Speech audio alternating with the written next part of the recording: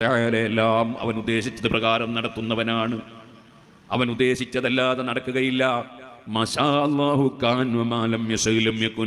അള്ളാഹു ഉദ്ദേശിച്ചതുണ്ടാകും, അവൻ ഉദ്ദേശിക്കാത്തതൊന്നും ഉണ്ടാവുകയില്ല.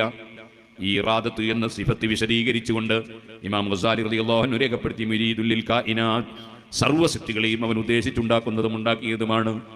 അതേ മുദബ്ബിറുൽ ഹാദിസാത്ത്, എല്ലാ സൃഷ്ടികളെയും ശരിക്ക് കൃത്യമായി വ്യവസ്ഥപ്പെടുത്തി ശരിക്കും കൃത്യമായി പൂർണ്ണമായും നിയന്ത്രിച്ചു കൊണ്ടുപോകുന്നവനാണ് അല്ലാഹ്.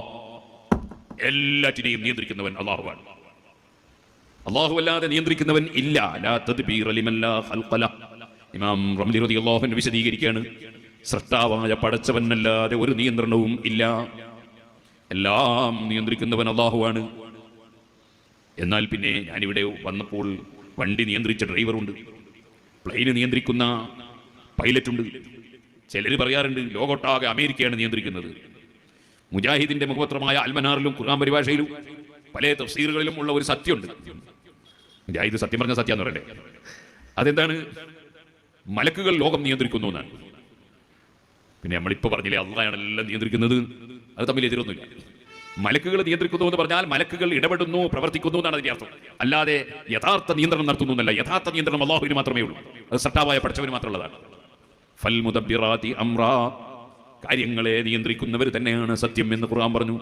ആ നിയന്ത്രണം കൊണ്ട് ഉദ്ദേശം യഥാർത്ഥ നിയന്ത്രണമല്ല, ഹഖീഖത്തിലുള്ള നിയന്ത്രണമല്ല. ഇമാമിങ്ങൾ അവിടെ വിവരിച്ചു, യഥാർത്ഥ നിയന്ത്രണം പഠിച്ചവന് മാത്രമാണ്. അതേ സമയത്ത് ഇടപെടലുകളുണ്ട്, പ്രവർത്തിക്കലുണ്ട്. അത് മലക്കുകൾക്കുണ്ട്, ഔലിയാക്കൾക്കുണ്ട്, സാലിഹീങ്ങൾക്കുണ്ട്, അതേ ഭരണാധികാരികൾക്കുണ്ട്. അങ്ങനെ പലർക്കും പല നിയന്ത്രണങ്ങളുമുണ്ട്. അതെല്ലാം അള്ളാഹുവിൻ്റെ നിയന്ത്രണത്തിന് വിധേയമായുള്ള നിയന്ത്രണമാണ്. എല്ലാവരെയും നിയന്ത്രിക്കുന്നവരെയും നിയന്ത്രിക്കുന്നവൻ അല്ലാഹ്.